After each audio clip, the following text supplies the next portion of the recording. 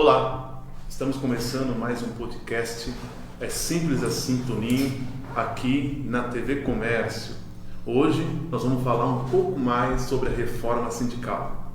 E para me acompanhar nessa conversa, nesse debate, nós temos aqui o Dr. Reginaldo, presidente do Sicomércio, sindicalista e advogado. Nós temos também aqui o Lino, assessor sindical, professor, coordenador, tem uma vasta experiência nessa área. Para começar a nossa conversa, eu quero ler uma aspas aqui, abre aspas.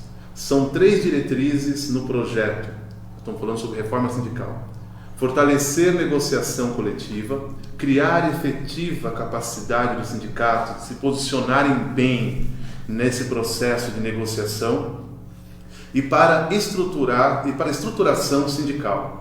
E dar autonomia para trabalhadores e empresas para que possam desenhar seu processo de organização do trabalho, afirma o sociólogo, consultor e ex-diretor técnico do DIEESE e assessor das centrais sindicais, integrante do Fórum das Centrais Sindicais, Clemente Gás Lúcio.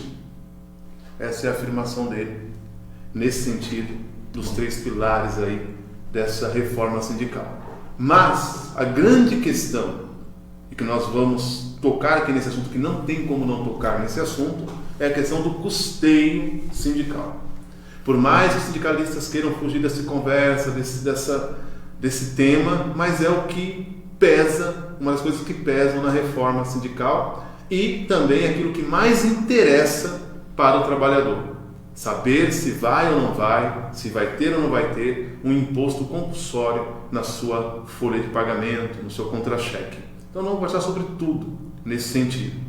Então eu já convido aqui o Dr. Reginaldo a comentar um pouco exatamente essa afirmação dessas 3 diretrizes que visa aí o projeto da reforma sindical. Dr. Reginaldo. Eu vou pegar uma delas, que é a autonomia da negociação, né, que é o foco dessa discussão, e dizer também que contribuição é uma contrapartida. O trabalhador, a empresa, tem lá os benefícios do instrumento coletivo de trabalho. Então não é uma contribuição que sai do meu bolso ou do meu caixa, no caso da empresa, simplesmente. É o que isso representa para a empresa do ponto de vista da segurança jurídica. Então a negociação entre as partes, de negociação privada, ela promove condições, regras, criam pactos de boa convivência, e esse pacto de boa convivência e de segurança jurídica é promovido pelas representações sindicais de empregados e de patrões. Logo, a contribuição passa a ser um instrumento de necessidade para criar sustentabilidade social para as duas representações. Você veja que eu não estou nem falando de sustentabilidade financeira, estou falando de sustentabilidade social. Por que isso? Porque as entidades que são mantidas pelos seus representados, elas têm autonomia para agir. Então nada mais justo que os próprios representados possam criar essa sustentabilidade social através da contribuição para que as entidades possam promover os meios, promover as seguranças jurídicas, as conquistas sociais que tanto os empregados como as empresas precisam. Contribuição é algo necessário para a sobrevivência da estrutura social das representações sindicais. Lino? Muito bom. Primeiro assim, né, eu estou aqui diante de 2 conhecedores do movimento sindical, então, mas eu não posso deixar de fazer aqui uma provocação em dizer assim: o que o movimento sindical quer é voltar para antes de 1940, antes de ter CLT. Porque antes de ter CLT, o movimento sindical ele era independente. Ele recebia a contribuição do trabalhador, que reconhecia a sua importância, né? Então a gente precisa pontuar assim: na história, o movimento sindical do Brasil ele tem alguns momentos onde se fala da sua organização e de como ele se sustentava. Um momento em que o movimento sindical ele era mútuas. Ele era mútuas porque os trabalhadores, se eles se juntavam, eles morriam tanto, com em média 40 anos de idade, que eles juntavam uma caixinha e daquela caixinha era tirado o dinheiro para eles serem enterrados e depois alguma coisa para indenizar a viúva. Isso é uma modelagem sindical que existia ali.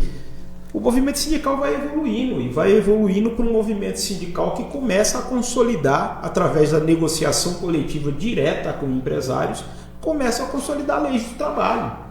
Então, se você pegar, e ontem teve um dia nacional aí de lutas, né, onde as centrais sindicais estiveram juntos, centrais sindicais de trabalhadores, falando sobre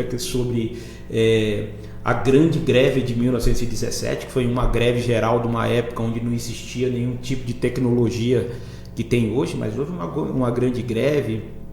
Teve uma morte de um líder sindical sapateiro, uma greve com uma preponderância de mulheres, porque era dentro da indústria têxtil, e ali saiu uma grande consolidação de leis trabalhistas negociadas diretamente entre patrões e empregados.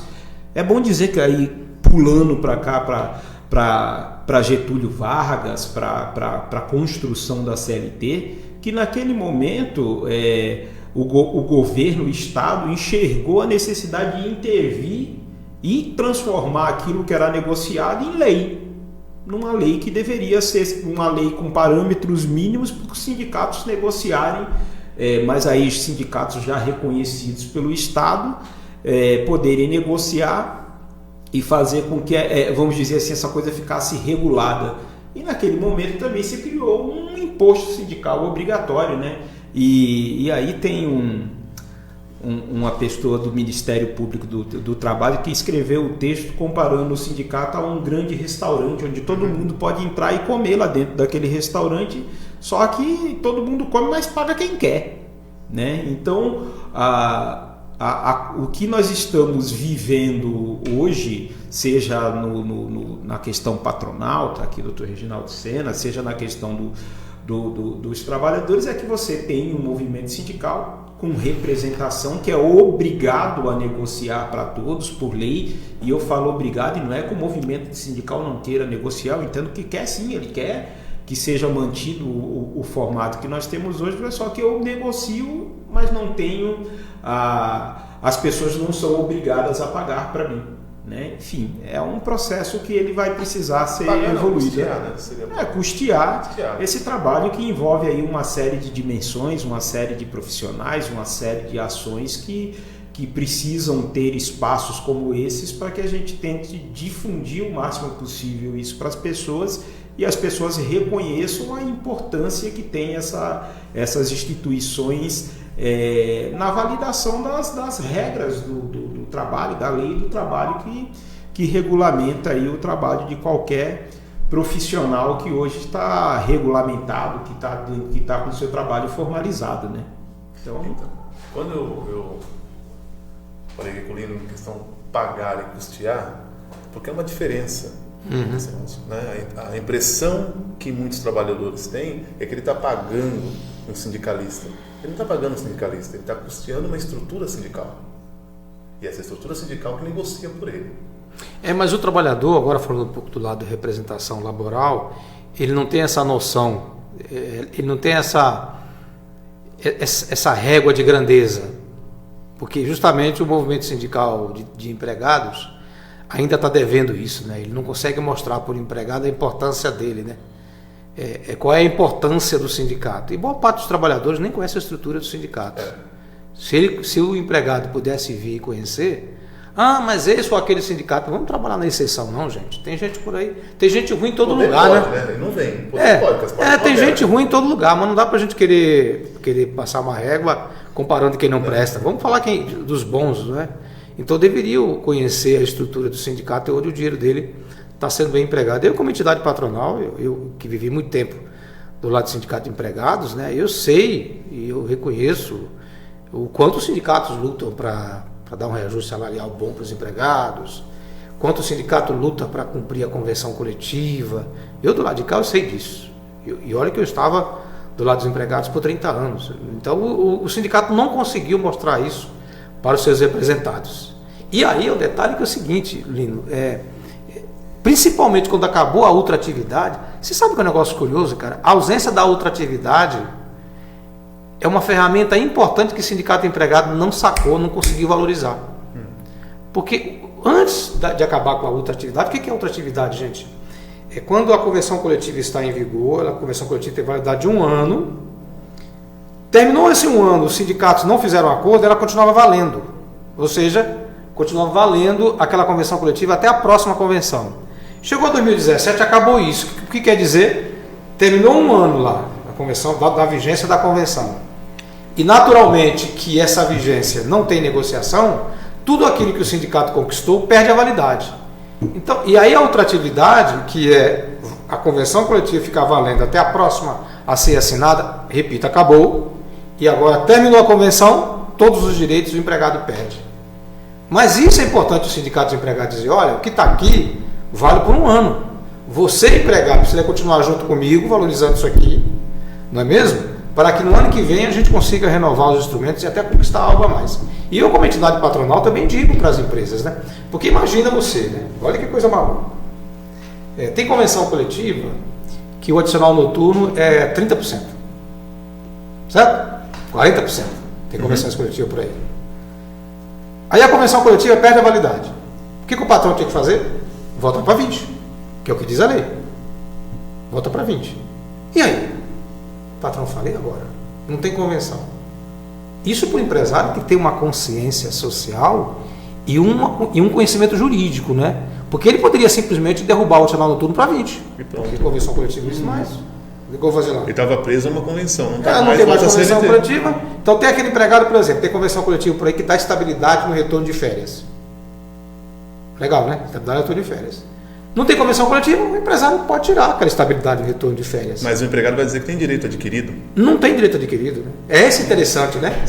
Olha que coisa curiosa, né?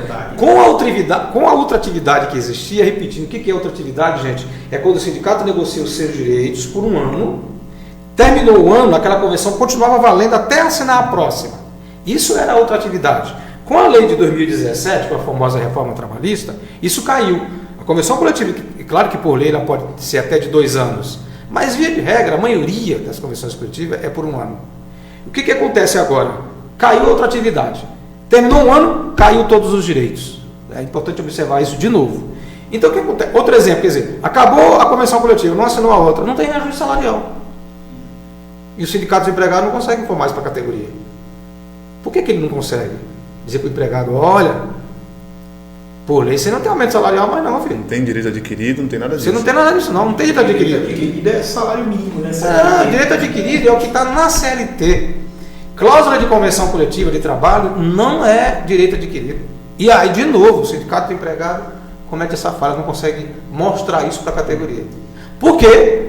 Porque na outra ponta, e aí nada de errado nisso, né? Nada de errado nisso, o empregado tem a ideia de que tudo aquilo que está ali porque é o patrão que deu. Mas tem de errado.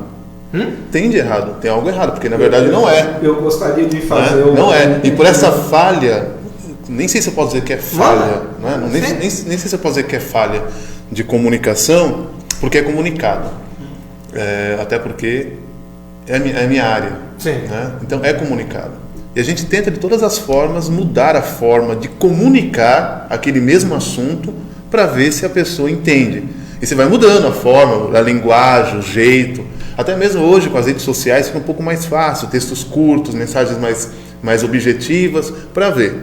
Mas às vezes as pessoas não querem ver, João. Está ali, mas não quer ver. Então ele prefere entender na cabeça dele que o que ele está recebendo, entre aspas, é um benefício, uma benéfica do contratante, ao invés de entender que isso é uma luta do sindicato. Mas sabe por que ele não entende, Tony? Desculpa eu interromper o seu de cara. Porque o sindicato empregado não deixa o empregado perder, para ele sentir o valor da falta. Porque falta tem um valor negativo. Né? Porque tem o valor da dívida, que é o valor do que eu ganho, e tem o valor do que eu perco. Ou o valor do que eu deixo de receber. Mas o sindicato empregado, ele não deixa. O empregado poderia valorizar isso, porque, meu amigo, é uma característica humana. A gente só valoriza o que a gente perde. Exatamente. Porque a gente não dá valor ao que a gente tem. Coisa maluca, né, cara? Então, mas dentro dessa... Você só dá valor ao sapato que você tem quando você ficar descalço. Ficar descalço, faz um buraco nele. Pô, aí você olhou e falou, e agora? Sapato é importante. E sindicato é a mesma coisa. Então. A convenção coletiva vai, termina o valor da convenção coletiva, e aí o sindicato fica naquela luta, naquela batalha e tal, para manter os direitos, ele vai lá, conquista. Às vezes o sindicato fecha até uma condição menor do que seria um reajuste menor, porque o sindicato inteligente faz isso. Travou a negociação, vou garantir a convenção coletiva. Exato. O que é? 8? O patrão quer dar 7, 7,5? Fecha o negócio, porque pelo menos eu não perco tudo. Você está protegido. Mas eu queria só fazer uma observação assim. Nós estamos diante de um fenômeno mundial, né, que é essa coisa das forças, né, de direita, de esquerda e tal, né? Então o movimento sindical é identificado como movimento de esquerda pelo seu progressismo, né? Ele quer tirar o movimento sindical de trabalhadores, porque é sempre bom a gente observar, tem movimento sindical trabalhador e patronal, que na verdade no final é quem vai negociar. O do trabalhador quer tirar do patrão, né? Que é o de trabalhador quer ir lá e tirar um pedaço do patrão. O patrão ele quer ter uma maior margem de lucro possível. Então, naturalmente, você tem aí algo que é uma luta de classes, e isso a gente tem que colocar, que isso nunca vai acabar, isso vai ser sempre assim. Sindicatos são marcos reguladores da sociedade, que não tem acesso às grandes mídias, porque não é ele que paga naturalmente a mídia, né? Aí você vai poder ver lá comerciais da CNI, da CNA, da FEComércio, que são os representantes patronais, que são aqueles que detêm o lado maior da fatia. Fica mais fácil para esses colocarem comerciais lá na CBN, na Globo, enfim, e falar daquilo que eles fazem. Os sindicatos de trabalhadores, ele tem realmente que ter uma estratégia diferenciada, porque a estratégia dele é o corpo a corpo, é chegar lá no trabalhador e poder falar. E aí, quando o Dr. Reginaldo fala dessa dificuldade, há realmente uma cisão ao longo do tempo. E aí, assim, uma coisa é você olhar para o trabalhador da indústria. Na indústria, você vai ter sindicatos normalmente mais presentes, que conseguem, até porque você tem um número menor de trabalhadores em empresas com plantas maiores. Quando você pega setor de comércio e serviços que incluem portarias, controle, esse pessoal nem sabe que mais que existe sindicato, porque você não consegue mais acessar a esse trabalhador. Então, de fato, tem que haver uma mudança. Você falou aqui do Clemente, que é um sociólogo de um conhecimento do mundo sindical enorme, com a coerência enorme do que diz, e que ele é do DIEESE. O DIEESE, toda hora tem lá pesquisa da cesta básica que passa no Jornal Nacional, mas ninguém diz que o DIEESE é uma instituição que é do movimento sindical de trabalhadores, por exemplo. Então, até a gente do próprio sindicato trabalhador tem dificuldade. Não, mas até mesmo o próprio DIEESE, quando é consultado e eles mesmo falam, eles não se apresentam como tal. Lino, dentro do que você está falando, eu quero puxar 2 pontos aí, né? O primeiro ponto é o seguinte, Reginaldo. Esse trabalhador que diz desconhecer que os benefícios que ele tem, que o reajuste salarial que ele tem, ele acha que é do trabalhador, do patrão, porque o sindicato não está comunicando com ele, não está deixando claro que é o sindicato que faz. Na verdade, eu discordo um pouco. Por quê? Porque esse mesmo trabalhador é aquele que pega o telefone e diz: o sindicato não faz nada por mim. Olha, nós estamos aqui sem a cesta básica, porque o sindicato não faz nada por mim. Então ele sabe muito bem de onde vem isso. Porque é o mesmo que vai dizer que o sindicato não faz nada por ele. Você foi secretário durante muitos anos. A secretaria, com certeza, já recebeu vários trabalhadores falando essas coisas. Porque não faz, porque o sindicato não vem, o sindicato não comparece aqui. Aí eles lembram do sindicato. Aí lembram que o sindicato trabalha por ele. Até aí não. Outra coisa que eu quero deixar aqui também, em cima disso, aí vocês quem vai falar, é a questão que nós falamos aqui, você falou aqui o seguinte: nós temos aí os grandes aglomerados empresarial, que é a Federação do Comércio, do lado patronal, nós temos aí Fiesp, não sei o que fazem comercial na CBN, fazem comercial na Globo, fazem não sei o que tal, mas as centrais sindicais, quando chega o 1º de maio, também faz. Então, se tem dinheiro no 1º de maio, tem dinheiro também para outras inserções durante o ano, falando daquilo que o sindicato faz. Então, assim, tudo bem, não dá para comparar o poder, mas dá para ser feito. Se quiser, faz. Se quiser, compra um horário ali durante a novela principal lá da Globo, que eu não sei qual que é aquele horário, né, de destaque, e coloca lá, poxa. Dá para fazer? Dá. Essa é uma, Então, assim, é uma discussão, vai longe, né? mas tem. Dizer que não tem como, eu não consigo ver isso. Eu não consigo enxergar isso. Posso estar errado. E aí eu jogo para vocês, vocês Toninho, que falam aí. você compara eu vou fazer uma comparação aqui interessante, né? O trabalhador, ele não, do ponto de vista do ir, do caminhar, do visitar, raramente ele vai dentro de um sindicato de empregado, na sede dele. Raro. Difícil. Eu lembro que lá no Sindicato dos Químicos, um tempo atrás, a gente ficava lá até às 7 da noite, negócio assim. A gente tinha a ideia de que, os empregados saem às 5, né? 5h30, vai no sindicato. Difícil, cara. Então. A coisa mais rara do mundo é o empregado ir na sede do seu sindicato. Aqui também, como entidade patronal, tá? O cara dificilmente vem aqui. A não ser, no caso aqui, nas assembleias, as empresas vêm.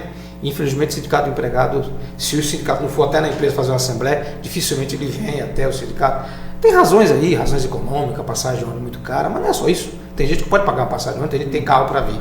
Quando ele diz assim que o sindicato não pode fazer nada por ele, eu deixo o sindicato do lado e eu ponho a sede da igreja. Mas por que ele vai na igreja? Por que ele não vai no sindicato? Né? Você sabe que o Brasil é um dos países, tem dados aí que demonstram, de uma população muito religiosa. Sim. Né? Tem matrizes religiosas aqui, nós somos os maiores. Então você vai numa fábrica ou numa loja lá que tem, sei lá, 10 empregados, no mínimo metade ali é ligado a alguma religião, alguma igreja. Até a própria empresa, né? Eu tenho uma santinha, eu tenho tem uma lá, cruz, eu tenho um versículo, sim, eu tenho uma coisa, sempre tem. Então, até o nosso estado que é laico tem. Até o estado que é laico não deveria ter, tem, né? Interessante isso, hein? Né? E tem até deputados que pregam isso, né? Que deveria dar o erro, né? Seria um erro fatal. Então o que está faltando, né? Porque o sindicato não faz nada por mim. Isso quer dizer que só a convenção coletiva não basta. Só o reajuste salarial não basta. Só os instrumentos de lazer, isso também não basta. Não sei, cara, o que está faltando aí? Então. Entendeu? Essa é uma questão que o movimento sindical precisa discutir. É bom pontuar, assim, sempre essas coisas. Nós temos recortes recentes da história que explicam um pouco esse movimento do sindicato fazer grandes assembleias, ter muita gente dentro do sindicato e depois haver um esvaziamento. É bom dizer que o sindicalismo do Brasil ele é um sindicalismo de trabalhador formal. Você fala muito sobre representação universalizada que atenda a todos. Eu fiz uma discussão recente com motoristas de aplicativos de Uber, né, essas coisas e tal, e um deles falou assim, porque muita gente pode não saber, mas o movimento sindical hoje está lá em Brasília discutindo a questão de uma regulação para trabalhadores de Uber. De aplicativos, dessas coisas. E o cara falou, não, mas esse negócio aí que estão discutindo lá em Brasília, isso mais prejudica a gente que ajuda, porque nós vamos ganhar menos. Eu falei, opa, você entendeu isso aí, meu amigo? Você primeiro precisa compreender o que está sendo discutido lá, porque o que está sendo discutido com vocês é uma condição objetiva. Se você hoje sofrer qualquer tipo de acidente, roubarem o seu carro, acontecer qualquer coisa contigo, você está totalmente desamparado por qualquer coisa. Está lascado. A Uber, ela tem um seguro que cobre o passageiro, não cobre o motorista e o carro dele.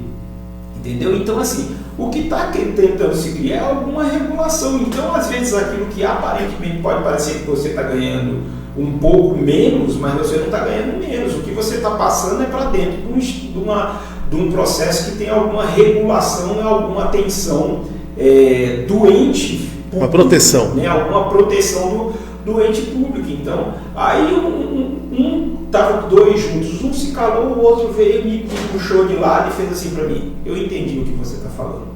Então, quer dizer, tem algo da informação, aí eu generalizo novamente aqui, que ela precisa ser compreendida. Então, há ciclos na história recente, onde há um número muito grande de desempregados no Brasil, depois há uma retomada de emprego, mas essa retomada do emprego que ocorre ali no 2003, 2004, 2005, ela não necessariamente ela veio com a questão da retomada, do retorno para o trabalhador do sindicato, mas ele foi para a igreja, ele foi para outras coisas. Então, assim, algo aconteceu aí que essas pessoas elas encontraram ali algo que supriu a sua necessidade e elas por algum motivo, deixaram de reconhecer aquele ente representativo, legal, que faz lei do trabalho para ele e olhar para ele como se fosse um inimigo. É algo Eu acho que tem uma coisa que iria ajudar muito, seria então a proximidade. Tem que estar mais perto da categoria. No caso do sindicato de empregados, mais ainda. O sindicato tem que estar presente o tempo todo. E qual seria essa fórmula, doutor? Tem uma fórmula? Teria alguma coisa que você... Porque é o seguinte, olha, não é uma pergunta capciosa não, tá? Não é pergunta de colocar na parede, nada. É que você tem uma experiência dos dois lados, tá? Você ocupou uma função muito importante, quando eu falei, era secretário. Que tem ali, vai filtrando tudo, chega a tudo. Então, sem falar que você tocou a comunicação também. Eu estive sob a sua tutela na comunicação também, durante um período. Então, a sua experiência de lidar com pessoas é muito grande. Sem falar que teve o IDECOM também, um órgão que você, né, comanda, que lidar com pessoas também. Então, de repente você está tendo tem uma visão, pelo menos, como fala, uma brechinha na porta daquilo que se deve fazer. A minha visão é muito simples. Eu lá nos Químicos, você sabe disso, e está lá até hoje, a gente comprou um ônibus, um micro-ônibus, a gente montou um escritório, né, para ficar na porta da fábrica. Unidade móvel de assistência sindical, né? Tá lá, nós criamos com esse objetivo. Ah, mas eu sou um sindicato pequeno, não tenho... Tá bom, filho, eu tenho um carro. Leva uma barraquinha de praia, aquela barraquinha que você compra aí nos depósitos para trás de construção, né? De nylon, custa, sei lá, 300 conto, 400 conto. Pega o ônibus, olha aí a pé. Chega na porta da fábrica lá, instala aqui lá, fica lá o dia inteiro lá. Perfeito. Ah, mas vai entrar um e sair outro. Eu lhe garanto que quem está lá dentro sabe que o sindicato está lá fora. As pessoas valorizam quem se preocupa com elas. Quem não é visto não é lembrado? Perfeitamente. Quem não é visto não é lembrado. E quando você é visto, as pessoas falam, puxa, cara persistente, né? Aí ele está com algum problema lá, porque aí é o que eu sempre digo, né? A religião, ela cuida do todo, né? Da salvação de Deus, ela cuida de tirar o filho das drogas, ela cuida a religião lá, o líder religioso, né? Ela cuida da família unida, a ausência de separação, valoriza o matrimônio, né? Hoje o grande foco chama-se família dentro família, matrimônio, emprego. Poxa, a igreja tem um conjunto de coisas que faz com que eu vou até lá. Puxa vida, eu estou precisando de um aumento salarial, vou lá pedir uma oração para o pastor. Ele não vai lá falar com o sindicato, certo? Mas o sindicato está longe. E aí, ele tem lá o culto, aos domingos às 18 horas, ou a quarta-feira às 19. Então ele vai lá na igreja, às vezes a igreja está ali próxima a ele ali e tal. Então tá bom. E aí, normalmente é isso, né? O cara está ali perto, a igreja está aqui, dificilmente ele pega ônibus para ir na igreja, a não ser essas neopentecostais aí que prometem que se o cara for lá pagar o dízimo no dia seguinte, ele vai acordar e ter um carro lá, deixar um carro na porta da casa dele lá, um carro 0 km, porque Deus mandou, né? Mas enfim, tem gente que acredita nisso, tá bom, vai lá, se acredita, tudo bem. Então, quando a igreja está perto, a comunidade está em torno da igreja. Puxa, meu sindicato está aqui no centro, tem uma fábrica cubíca, tem uma loja lá na Praça 8, enfim, está tudo longe. Vai lá, filho, pega a tua unidade básica, ou então pega o teu carrinho, bota uma tenda na porta da loja, ou da fábrica, fica lá. Um momento o cara vai passar lá, dá com problema, sei lá, não é só da empresa, às vezes tem um problema no bairro dele e tal. Então, resumindo, parece coisa arcaica, antiga. O movimento sindical tem que estar próximo, tem que grudar lá e ficar lá do lado. Eu acho que se ele fizer isso com mais vezes, ele vai ver que tem uma diferença muito grande. Já que o empregado não vem a mim, eu vou até ele. Acho que é isso. Você acha que com a existência do imposto sindical, isso criou um distanciamento? Houve um comodismo do sindicato durante esse período? A empresa jogou muito pesado. E esse comodismo está hoje gerando o que nós estamos vendo? Do movimento sindical, sim. Do dirigente sindical, sim. O que eu vejo com meus olhos, a pessoa pegar lá um Uber, rachar o combustível, pegar um ônibus, ir até o sindicato, na data que ele pode ter oposição à contribuição da taxa lá, né? Negocial, ir lá escrever uma cartinha dizendo que não quer desconto, mas ele quer o benefício. Eu não quero desconto, mas quero benefício. O imposto, você acha que isso é a obrigação de fazer e a obrigação de pagar, né? Você acha que a obrigação de fazer, esse distanciamento é a causa disso? Eu creio que ela tem uma parte significativa disso.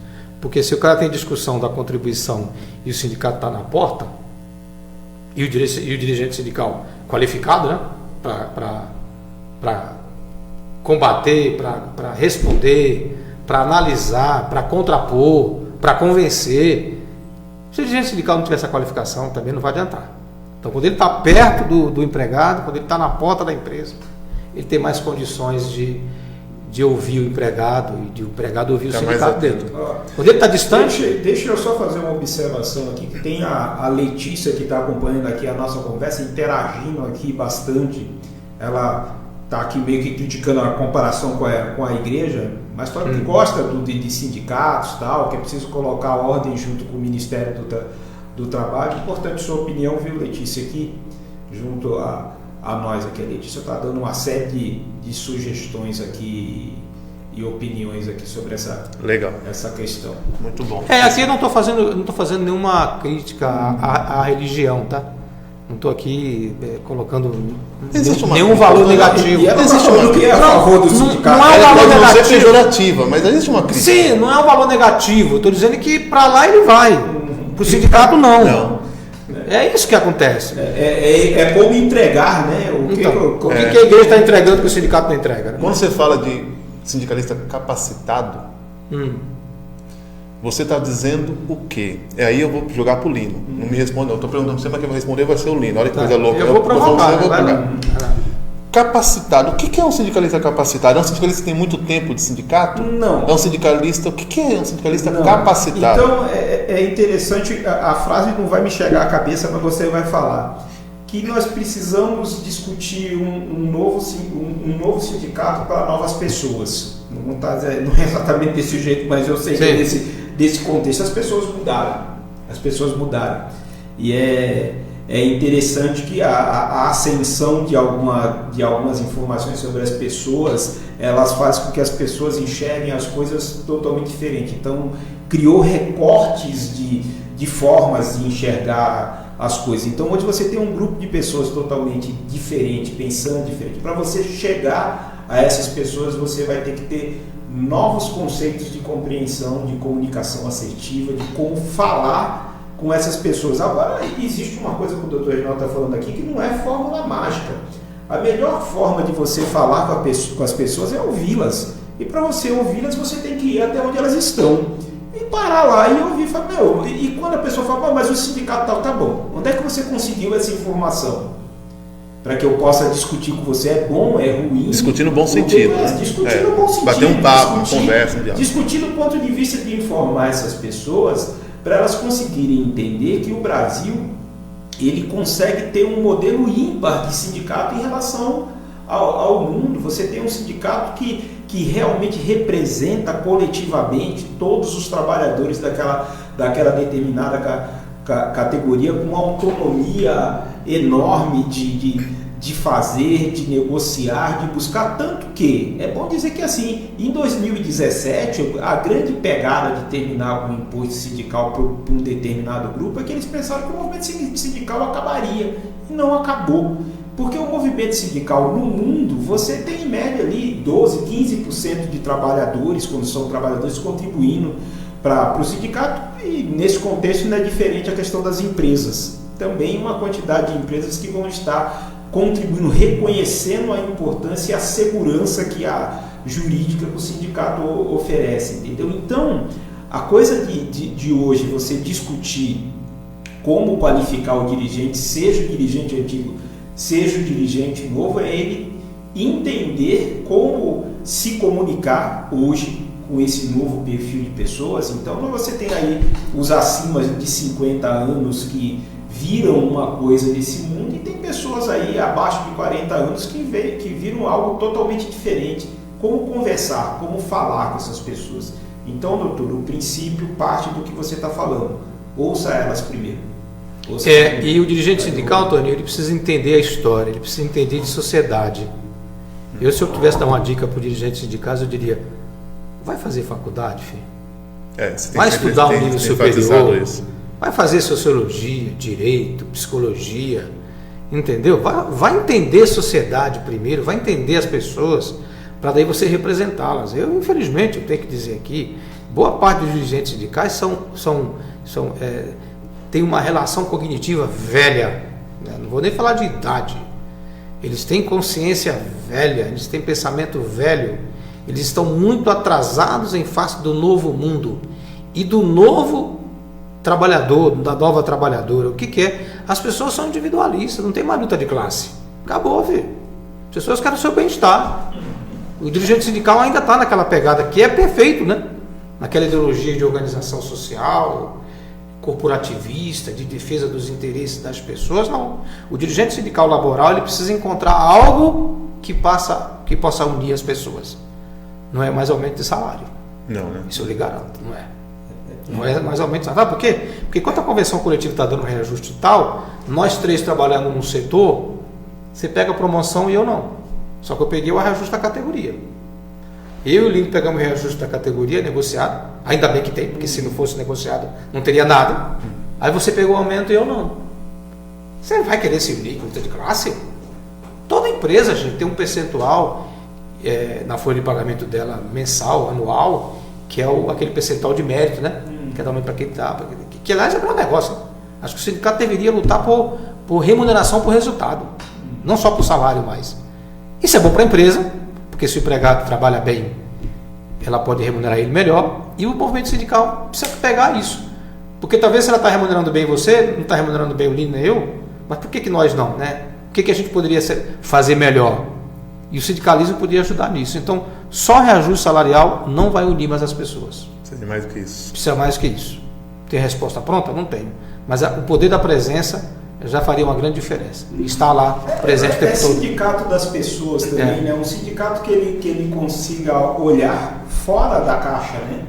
Que é a construção de política pública. Hoje você tem dirigentes sindicais aí, tanto do setor patronal como de trabalhadores, em Brasília, fazendo grandes discussões, representando lá no Conselho da Presidência da República. Tem representação de todo esse povo lá, representação de universidades, sindicato trabalhador, sindicato patronal, todos discutindo.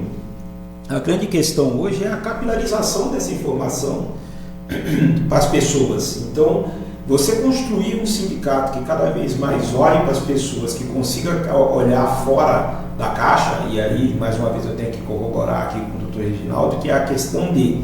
o problema não é o sindicalista velho com cabeça velha, e que às vezes traz o novo e o novo fica com a cabeça velha também. Então, a gente precisa olhar para o movimento sindical e começar a criar processos de formação, que não seja só a formação que conte a história, que conte o que está acontecendo no jurídico, que conte o que está acontecendo, mas tem que ser uma formação de fato transformadora. É uma formação transformadora, que faça com que esse dirigente e que o trabalhador ele tenha vontade de ir à sua entidade sindical e que ele tenha vontade de buscar informação com essas pessoas e entenda a importância de uma entidade que faz lei do trabalho. Que é isso que acontece dentro dessas instituições. Eu concordo com você, Lino, nós estamos já encerrando, mas assim, eu não quero ser pessimista, eu não quero ser o cara negativo, mas o cara não tem coragem de ir na reunião do condomínio do prédio que ele mora. O cara não tem coragem de ir na reunião de amigos de bairro. Os caras não tem coragem de participar do quando tem a LDO, é isso, né? Que é para discutir a orçamentária do município dele. O cara não vai. O cara não aparece. E normalmente os que mais são contra são esses caras que não fazem nada. E eles contaminam os outros. E eles contaminam os outros. É quem contamina. Mas tudo bem. Estamos terminando, mas eu queria saber o seguinte: um ponto positivo e um ponto negativo da reforma sindical, um ponto positivo e um ponto negativo da reforma sindical. Rapidinho, porque nós estamos terminando. O ponto positivo da reforma sindical é a livre negociação. É o legislado, é o acordado sobre o legislado. Acho que esse é o ponto mais importante. O ponto negativo é essa coisa de uma comunicação de fora combatendo o sindicato, né, fazendo com que o empregado não dê valor à entidade e o patrão também, né, naturalmente, porque nós aqui como entidade patronal fazemos instrumento coletivo para dar segurança jurídica. Então, positivo, acordado sobre o legislado. Negativo, a gente ainda não encontrou o caminho correto para se aproximar dos nossos representantes. Estamos aqui para lhe ajudar. Bom, muito bem. Eu tenho aqui que essa questão do positivo, sem dúvida nenhuma, tem que aqui mais uma vez concordar com o doutor, que a questão da negociação, ela ter o valor sempre superior à lei, que é a questão do negociado sobre legislado, isso sem dúvida nenhuma é o principal aspecto desse processo. A outra questão, aí eu tenho que falar em relação a essa questão da contribuição, isso já deveria ser algo que as partes já deveriam ter se entendido e definido um formato onde as pessoas que quiserem se opor à contribuição possam se opor, mas um formato onde o coletivo decida se deve ou se tem que contribuir, quanto são os valores da contribuição, uma vez que aí você falou um negócio lá no começo e que tem que ser colocado aqui. Ninguém do movimento sindical que eu conheça quer a volta do imposto sindical, aquele imposto onde todos têm que contribuir compulsoriamente, não é isso. O que as instituições querem é que a sua negociação seja reconhecida e que essa negociação tenha um preço. Então, vou voltar lá no caso do restaurante, você não pode entrar no restaurante, comer e sair sem pagar. Então tem um preço, você tem que pagar o valor dessa contribuição e dizer para as pessoas que estiverem vendo esse podcast, ou que vão ver ainda uma vez que esse podcast fica aí nas redes do Sim Comércio, enfim, nas redes do próprio Toninho, do podcast Simples Assim, vai lá, olha esse podcast, e quando olhar nesse podcast, eu vou pesquisar pelo menos na internet, porque, Toninho, se tu não quer ir até o sindicato, tudo bem, mas até pelo menos porque todo sindicato minimamente organizado tem um site, tem uma rede social, tem algo que está comunicando o que ele está falando, o que ele está fazendo. Então, pelo menos observe isso e veja o que essas instituições estão fazendo para você e que é importante que você contribua para que ela continue fazendo o trabalho que ela faz e criando as leis e representando os trabalhadores formais e hoje os informais também, porque aí eu tenho que falar novamente dessa questão de trabalhadores de aplicativos. Esses trabalhadores estão sendo valorizados por essas instituições que estão lá batalhando por alguma formalização do trabalho, mesmo sem eles pagarem para essas instituições. Então veja aí, trabalhar realmente por uma questão universal. Agora, seria algo fantástico, porque o movimento sindical, há mais de uma década, criou as centrais sindicais. Não é? Você vê, os dirigentes do segmento químico estão lá na batalha, na categoria, os metalúrgicos na batalha, na categoria, os condutores de veículos na batalha, na categoria lá, o sindicato da alimentação também batalhando pela sua categoria. Está todo mundo cuidando do seu ecossistema, né? Você já imaginou se todo esse povo se unisse e fosse para os bairros? Conversar com a sociedade, falar sobre o poder da Câmara Municipal, Assembleia Legislativa, o que falta no bairro? Falta medicamento, falta médico, a iluminação pública não funciona, o transporte coletivo é ruim. Puxa, seria muito bom, né? Que todo mundo fosse para lá e dissesse, olha, vamos fazer uma agenda aqui, pelo menos uma vez por mês nós vamos ficar o domingo, o dia inteiro no bairro tal, todo sindicato tem estrutura. Então, imaginou? Alimentação leva uma estrutura, químico leva outra, metalúrgico leva outra e tal, mas aí não leva a questão partidária para lá, porque cada sindicato está envolvido. O dirigente sindical deveria se unir, gente, vamos fazer o seguinte, vamos para tal bairro, tal dia, faz uma agenda o ano inteiro, mas não fala de político, tá bom? Vamos falar sobre sociedade lá. Então o sindicato tal, o sindicato tal não leva o seu deputado, o sindicato tal não leva o seu vereador, não leva. Deixa todo mundo fora. Porque esses caras já tiveram a oportunidade deles, eles foram eleitos. Eles tinham que estar lá. Mas o que acontece? O cara é eleito e ele desaparece. Sim. Quando falta 6 meses para a campanha, sei lá, 90 dias, ele volta. O movimento sindical poderia cumprir essa falha, esse hiato, sabe? De ir todo mundo para lá, montar uma grande tenda, ficar lá no bairro o dia inteiro fazendo palestras, botando os carros de som, pois, gente, amanhã, domingo, vamos estar das 9 às 15 horas, aqui você vai saber tal coisa, de repente leva lá um cabeleireiro, leva lá, sei lá, faz uma ação social, tal, uma vez por mês em cada bairro. Isso seria extraordinário. Com certeza. Aí sim, ele não estaria, como diz a Letícia aqui, ela falou, estamos jogados às traças, né? Talvez não tenha jogado às traças, porque aí você está lá, aí, pô, meu sindicato está lá, um metalúrgico, você está aqui no meu bairro, que legal, eu trabalho na indústria metalúrgica tal. Aí encontra lá uma outra trabalhadora e fala, nossa, que legal, eu trabalho na indústria de alimentação tal, olha o meu sindicato no meu bairro. Acho que seria muito bom. Seria extraordinário isso, hein? Eu queria só aqui complementar para terminar, Toninho, falava assim, e aproveitar todas as estruturas de lazer, porque sindicatos têm muitas estruturas de lazer, clube de campo, colônia de férias, quadras de futebol, que os trabalhadores estão sempre lá. Esse é o momento que o trabalhador está mais à vontade, está mais tranquilo, está sem pressão da empresa. Aproveita para ouvir esse cara 5 minutos, cria modelagens de pesquisa, ouve esse cara lá também, que é uma oportunidade de dar informação e difundir informação. Interessante, viu, Lino? Interessante. Olha, as faculdades elas necessitam de estágio, rapaz. Curso de Direito, Psicologia, Engenharia, Psiquiatria. Nossa, esses caras têm uma gôndola cheia, eles não sabem como fazer estágio. Pô, faz convênio com todas as faculdades que tem, sabe que tem estágio. Aí vai lá pro clube no domingão, monta lá umas tendas, leva os psicólogos lá, pô. Pronto. Bota lá os psicólogos lá para conversar. Em vez do dirigente sindical ficar em cima do palco, diz, porque é companheiro. Para com isso. Tudo bem, não é para não deixar. Linguagem, né? Não é para não deixar de fazer isso. Pô, agora se está todo mundo no clube ali, está todo mundo na colônia, olha, vamos fazer um evento lá, época de verão, de outubro para frente, tá cheio, né? Pô, cria uma agenda, né? Entendeu? De evento para aquela sociedade. Mas olha, se unam e vão para os bairros. Deixa a política partidária de lado e leva conteúdo de cidadania. Depois na política, volta lá para fazer política, problema nenhum.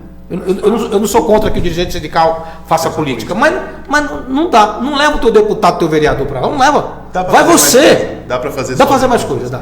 Bem, eu preciso terminar, senão o presidente da TV Comércio e o diretor de programação. Esses caras são chatos. Da TV e o diretor do meu programa vai pegar no meu pé. Vai, é verdade. Eu estava olhando lá no YouTube, eu estou estourando 15 minutos, né? 20 minutos. Então. E não está sendo patrocinado o programa. Então eu vou levar. Começar a cobrar hora extra. Cobrar hora extra, não é puxão de orelha. Então, para não irritar os meus superiores, eu vou terminar o programa. Meu agradecimento mais uma vez ao Lino. Obrigado. Lino tem sido um parceiro, ajudado muito nesse programa.